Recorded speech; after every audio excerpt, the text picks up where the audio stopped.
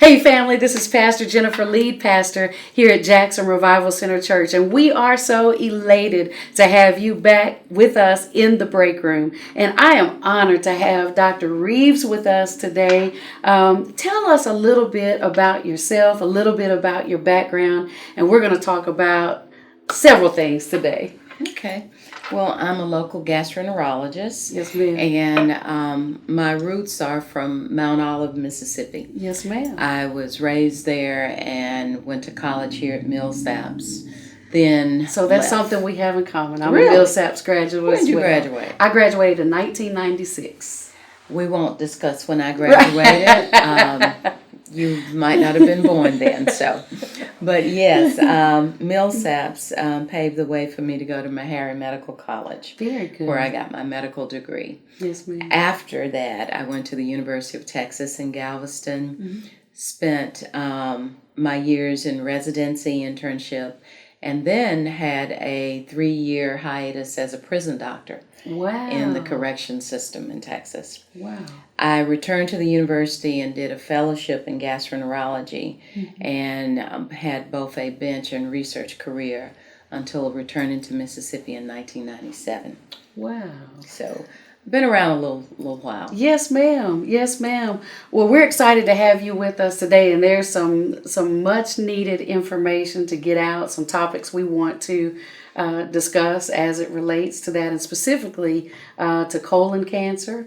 And so let's just talk a little bit about that. What is colon cancer? Well, as you know, the colon is the large intestine. It is the largest, one of the larger organs of the digestive system. It's actually on the end of the digestive system. If you start at the mouth, go to the esophagus, and then the stomach is next. The small intestine is the area that's primarily focused on absorption of nutrients and foods that we need to survive. The primary function of the colon is to actually dehydrate stool and store it until we're ready to eliminate it. That is the organ that we're focusing on this month because this is colon cancer, actually colorectal cancer awareness month. Yes, ma'am. Cancer is an unusual, unregulated growth of any organ, be it of a blood cell, which would be a leukemia, or if it's in the colon, a colon cancer. Okay. And they have very specific ways of starting. But once a cell starts dividing and multiplying without programmed death, it becomes a large polyp. The larger a polyp gets, then we get into the different types of cancer. Right. So, I know for many of us, especially in Mississippi, people tend to go to the doctor when there's a problem. But we know part of being healthy is taking the responsibility to go and get regular checkups and things of that nature. Unfortunately, I've lost close family members, one specifically with colon cancer. My mother's sister, she had an early age of onset at 32. So she was young when she passed. And of course, this was years back. There's been a lot of advancement since that time. But I became aware of the importance of regular screening and things of that nature because of our experiences with her. And so with that, at what age should people begin to get regular colon screenings? Until last year, the hallmark age was 50 years old. But because of what we have been seeing with the early onset of cancer, the United States Preventive Task Force, which is the governing body that gives us rules and insurers rules on what to cover when it comes to preventive medicine, they changed the age to 45 and older as of last year. Okay. Which means that if you're 45, you need to go get screened. Which means your insurance would pay for it if you came, typically. Typically, that would be so. Okay. I have to speak locally because I'm also the governor for the American College of Gastroenterology for the state of Mississippi. Every state around us has a legislative mandate that ensures cover colon cancer screening. Okay. Mississippi does not. Wow. So that is a problem. Mm-hmm. To date, only one insurance company, which I will not name, covers colorectal cancer screening for the state of Mississippi for individuals age 45 and older. So what does that mean? Louisianans, Alabamans, they can get screened at 45, whereas in Mississippi there's a problem.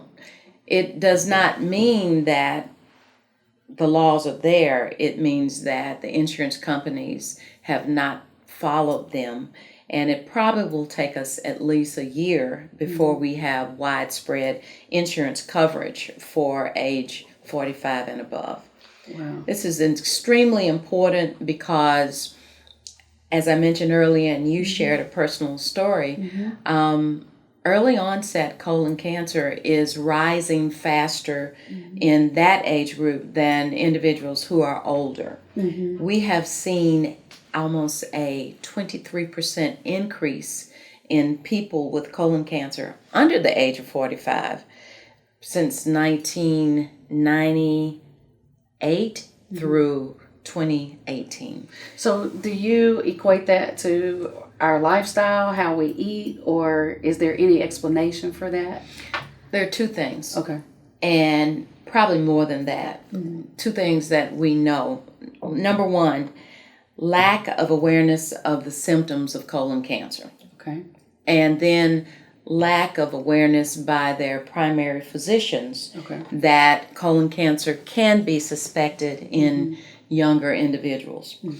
The other part is the science part, and there are national bodies who are actually studying the genotypes of the cancer that they get out of individuals younger than 45. We have not yet found a pattern, but that science is being looked at and reported on almost on a weekly or monthly basis. So hopefully there will be something that is different. We do know younger people have a less healthier diet, particularly here in the southern region because of our cultural habits. Right. And we do know that there are higher percentages of obese persons in our region. Yes, ma'am. And in the United States as a whole. Obesity is linked to cancer. Ingestion of foods that are high in nitrates, like barbecue, which we love in the South, is also associated with colorectal cancer. Okay. So we have factors both known and unknown. So what are some of the symptoms people need to be paying attention to? My key symptom that focuses me as a gastroenterologist is blood in the stool. Okay. People come in all the time saying, oh, but it's just my hemorrhoids. How do you know? Right. You can have a hemorrhoid at one level and then 3 or 4 centimeters above a large colon cancer. Wow. And that is very important. A change in bowel patterns. You're a person that goes regular every day. All of a sudden you're like, just 2 days before I had a bowel movement and I didn't change anything. Right. Or it's a week. Or another thing is the change in the caliber, or which is called the shape of the stools. Okay. If it's a large caliber stool and all of a sudden your stools are changing in caliber, getting smaller, that's one of the symptoms. Wow. Another thing is weight loss. Abdominal pain can be present, but you've got a whole cadre of symptoms that can be linked to colon cancer. So people need to understand they wouldn't necessarily just be horribly sick, that something could be going on, and these subtle changes are the first indicators of that. Yes. And unfortunately, some people have no symptoms. Okay. Anemia that's unexplained can also be one of the signs of colon cancer, and a lot of other things. So do you see a difference as it relates to age, gender, nationality, these things as far as who is affected by colon cancer? Actually, there are some groups that have a higher risk for colon cancer. Okay. There is a group of Jewish people, Okay. Ashkenazi Jews, who have a high burden of inflammatory bowel disease. Okay. Out of all ethnic groups, they have just about the highest incidence of colon cancer. Okay. Indigenous persons, as we have here, have a higher incidence of colon cancer because of lack of access to health care. Yes, ma'am. African Americans have that same higher incidence, particularly in the state of Mississippi, which is 30 to 40% African American. We have some of the worst stats for the nation. Wow. In 2020, all the other states were doing 80% screening by 2020. We had to back down to 70% 2020 for Mississippi, and we did not reach that goal, even amongst those that were insured. So, yes. And then you got to look at the socioeconomics about it. Right.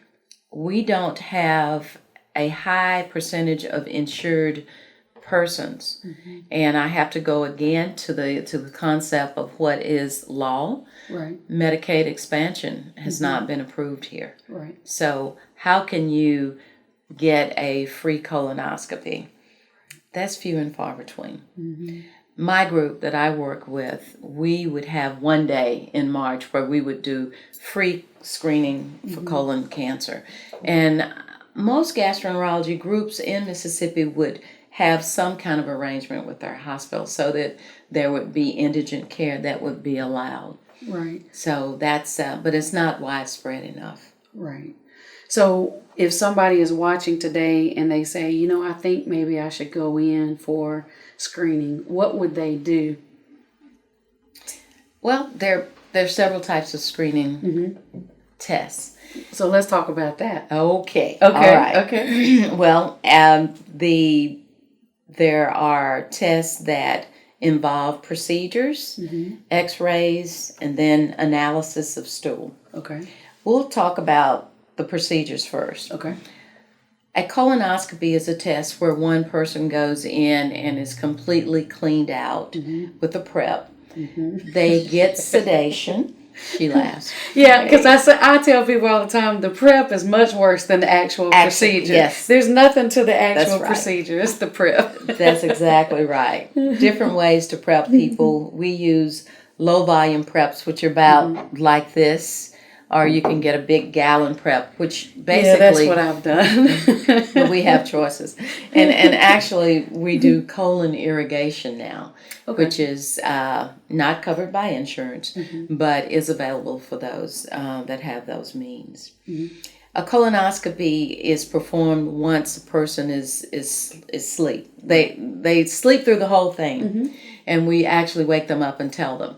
Colonoscopy allows for removal of tissue so that a diagnosis can be made, removal of polyps so that what starts as a colon cancer, adenomatous polyp, can be removed and then looked at. And then we know that person with polyps is at high risk. The next type of test... and so, if I can ask a question, Sure. What causes polyps? It's, as I said earlier, unregulated cell growth. Okay. But there are genetic factors that cause polyps, just like genetic factors that cause colon cancer. Okay. Diseases high in nitrates, high-fat diets. There are a whole cadre of things that can cause polyps. Genetically, some people have things like familial polyposis. Their genes turn on at age 12. Okay. They can usually have colon cancer by age 20 Wow. because of genetic predisposition. Or Lynch syndrome. There are syndromes where you have a combination of ovarian cancer, breast cancer, and colon cancer. So we do a lot of genetic testing now as part of our ability to see who is at risk. But getting back to the types of tests, we know that flexible sigmoidoscopy and barium enemas are a combination that are old school. We don't advocate those. A barem enema is a very uncomfortable exam, and a flex sig only looks at a third of your colon. So why are you going to do a look at third of your colon when you have 2/3 that could have something? Right. As time has progressed, there are stool studies such as Cologuard, in which the stool is tested for DNA, and DNA can detect whether it's polyps or colon cancer. The problem with the Cologuard is that a lot of people are using it and they are at high risk. If you've been diagnosed with colon polyps, or if you've been diagnosed with colon cancer, or you have a family history of colon cancer, you're really not qualified for that test. Once you take the test, the insurer may not pay for the colonoscopy that's required to remove for a positive test. Because the Cologuard can test the stool, but it's not It's not actually going looking in. in your body. Right? Absolutely. That's why the colonoscopy is called the gold standard. And that's one procedure where you go in, you diagnose the problem, or you remove polyps, which is the goal of the whole thing. The FIT test also looks for colon cancer, but it does not detect polyps. The Cologuard and the FIT test all require handling of stool. Okay. Colonoscopy, you just go to sleep. Good nap. Right. Good nap. I definitely prefer to be asleep. Sure. So you talked about some of the changes to the screening guidelines as far as it used to be 50, now it's 45 in most places. Yes. 45 for Mississippi too, but everybody's not able to get their insurance That's to right. pay for it. Hopefully that's coming. Right. So let's talk about family history a little bit. How important is it to Family history is very important. Okay. About 40% of persons who have colon cancer have a family history of it. Right. And we're really talking about first-degree relatives, mother, father, brother, or sister. Second-degree relatives, aunts and uncles, or grandparents is important too. Right. But again, we have some insurance companies who will only pay for the first-degree relative for the colon cancer screening. It's very important. It's very important to know the age of the individual, the age the person was diagnosed with colon cancer. You would typically start testing or screening that person if they were, say, age 32. They would get their first test at age 22. Okay. So it's 10 years before that index exam. Okay. So what do we do with the early onset cancer? Right. That's a good one. Within the last 2 weeks, I have had an individual, 28, diagnosed with metastatic colon cancer with no symptoms, no family history. What do? You tell her children to start getting tested at 18. Wow. So understand this is very real, and we need to detect more cancers. Absolutely. Earlier. Yeah. So I know there are some cancers that if they're identified early, the prognosis is relatively positive. Let's talk about that with colon cancer. Sure. Is a diagnosis of colon cancer an automatic death sentence? Not at all. No. The good thing about colonoscopies and some of my very skilled partners is that if they are small, they can be completely removed during a colonoscopy. You take out a large polyp, there may be cancer at the top of it, but not at the base. There can be very flat polyps with one spot of cancer. And there's a technique called endoscopic mucosal resection, which I have great partners who are able to do that. You remove it, and you have a colonoscopy instead of a large cut. So that's very much so life-saving. It saves economically, and the person does not have to recover from surgery. But once a cancer has gone through the wall of the colon, you have to go in and actually resect that part of the colon.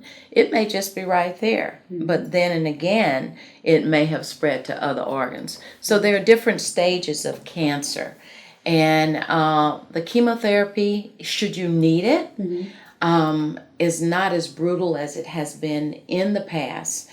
And we've had excellent success with chemotherapy when we partner with our oncology colleagues. So, what do the numbers look like in Mississippi as far as individuals who have actually been diagnosed with colon cancer?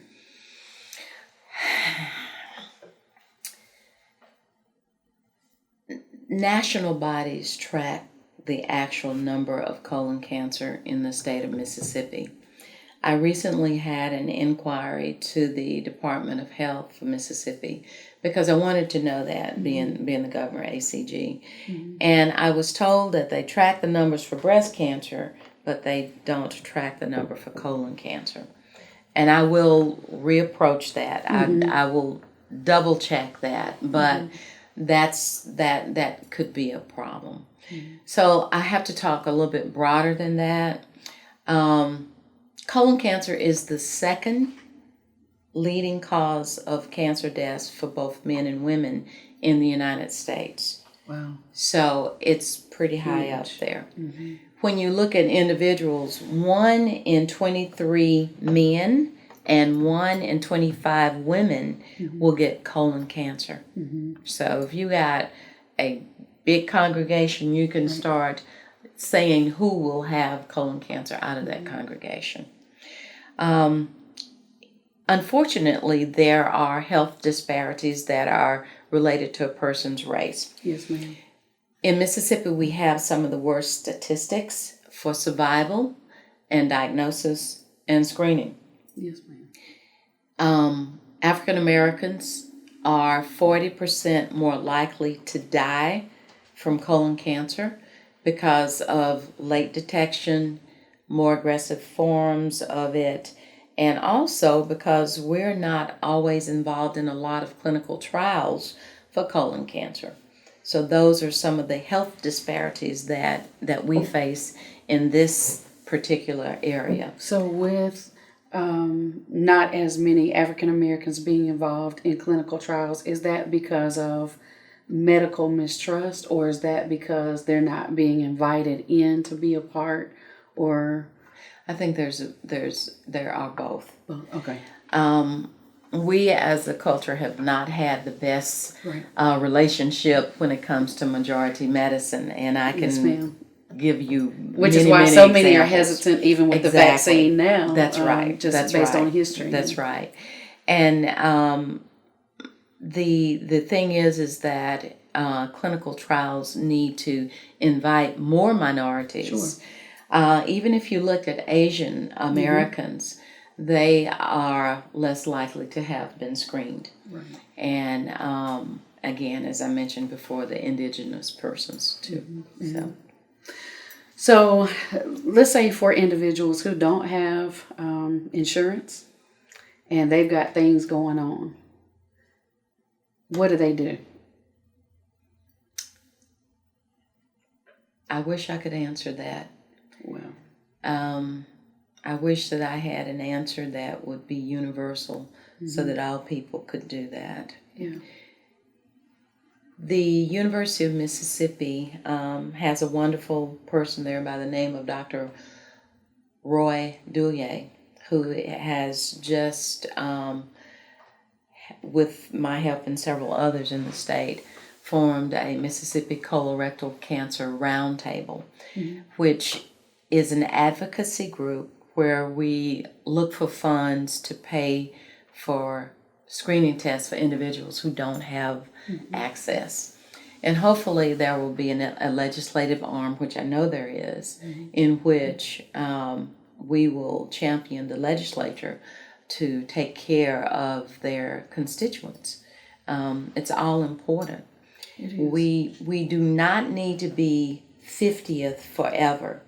In everything. In everything. Positive. And, I'm sick of 50th forever. Me too. And it needs to not be about politicians or money. It's about human health. Right. If you're healthy, you can work. If you're healthy, you can go to school. So when that changes, I'll have a better answer for you. Yes, ma'am.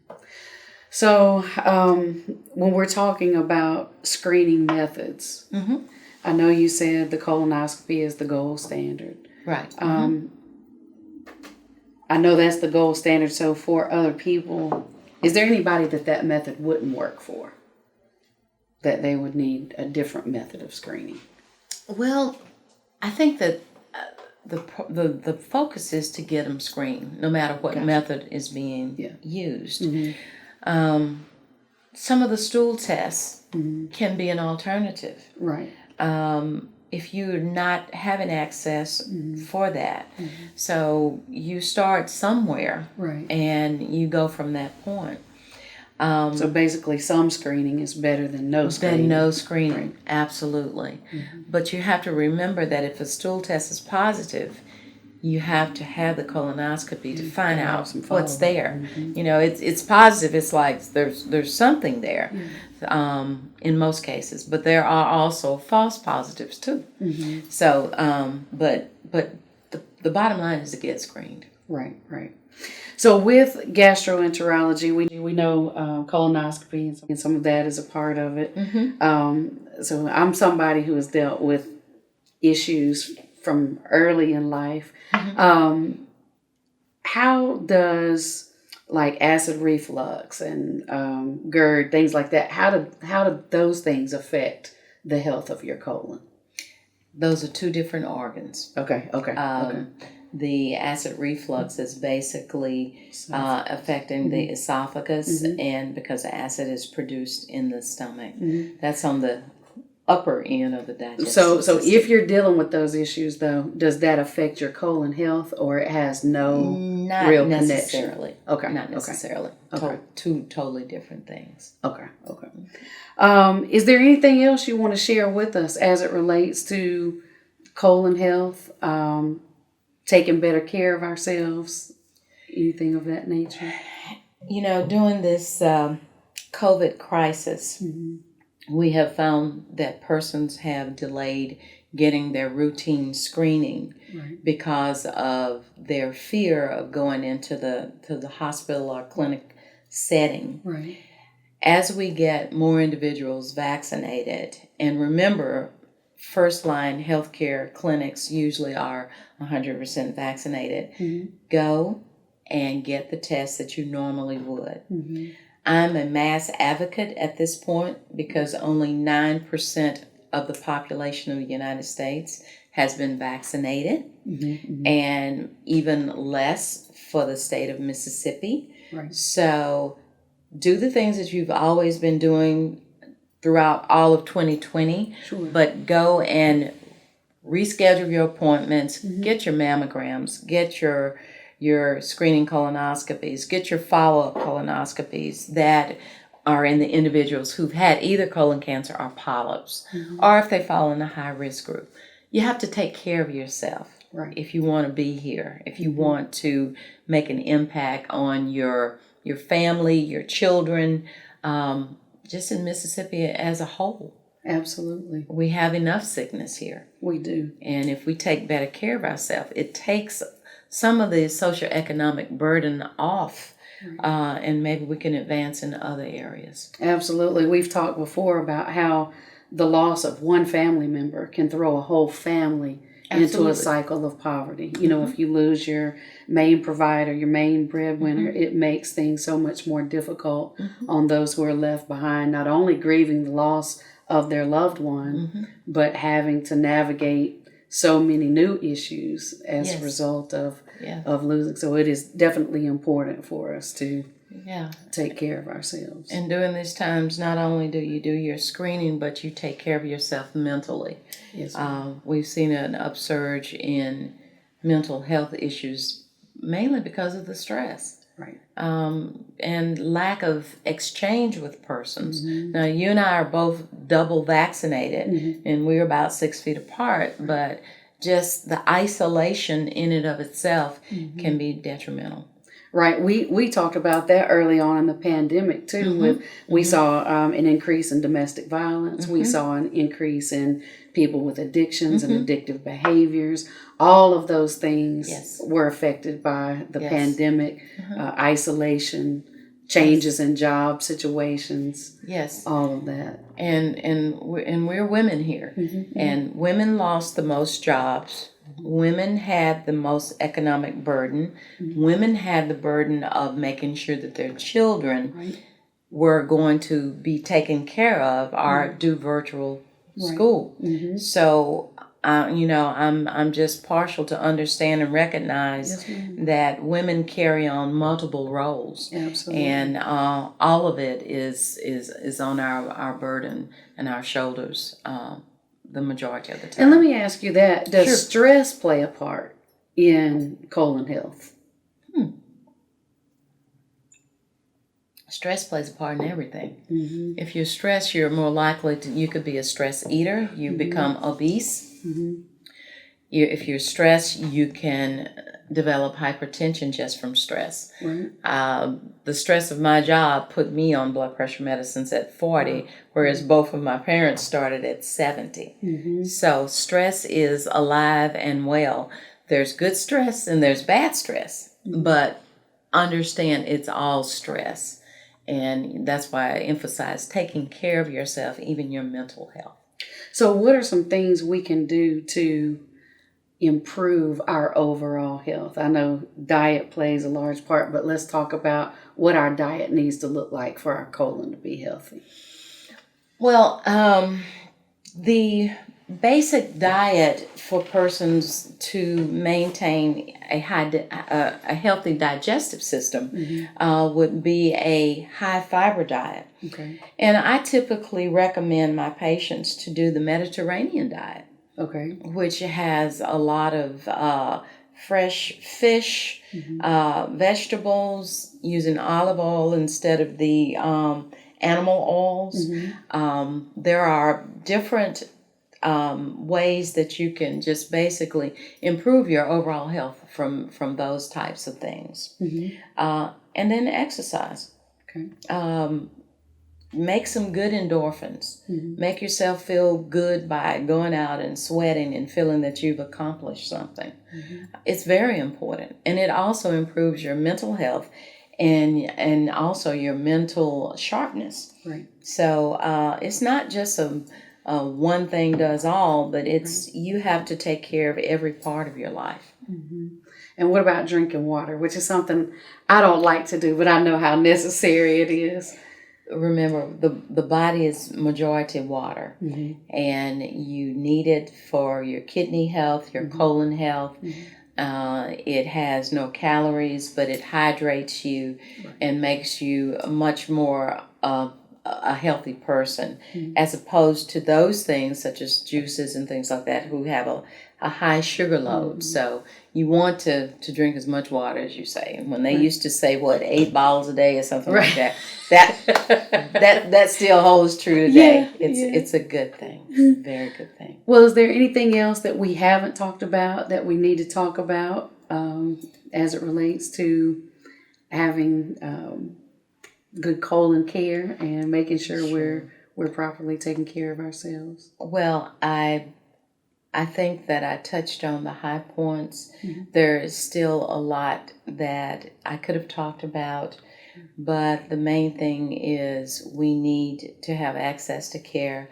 We need to do screening exams, regardless of whether it's a procedure or even a stool test.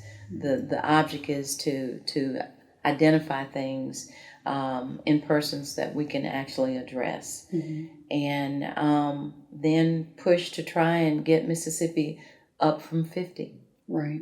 We need to do that. And so for those who are not able for one reason or another to have a colonoscopy, how can they get their hands on Cologuard or any of those other procedures? There are testing mechanisms. The private practitioners have it. You can actually get it if you came to GI Associates and there was a reason, say if you had too many health issues that you could not undergo a colonoscopy, that would be something to consider. Okay. We thank you so much for coming, for sharing this information with us, for challenging us to come up from 50. We don't want to be 50 forever. And I'll just, if people want to go ahead and schedule an exam or scheduled to have a test done, Sure. can you let them know how to do that? I can tell you, I work for GI Associates, and we have 29 physicians there who are willing and able to help anyone out. Yes. And our number is 601-355-1234. You have the University of Mississippi. You have other GI groups throughout the state. I'm not saying that we're the only ones, but I want to be fair in what I'm saying. But we are available, and I have wonderful partners who are well trained, and I think that they would do a service for anyone who comes there. Yes, ma'am. Well, thank you so much for your time. And listen, we are challenging you. Take care of you. Take care of your spouse. Take care of your children. But we want to make sure you're here for a very, very long time. So this is the month we want to take time to reach out to you, to challenge you. Make sure you are being tested, making sure you're getting all of your screenings, because we want you to be here a long time. Listen, I pray you've received some great information today. If you're being blessed and informed by the information you're receiving, share this with your friends, share this with your family. And if you're being blessed, we want you to meet us back next week, same time, same place. Until then, my sincere prayer is that God's absolute best will be yours in every area of your life. Y'all go make today a great day.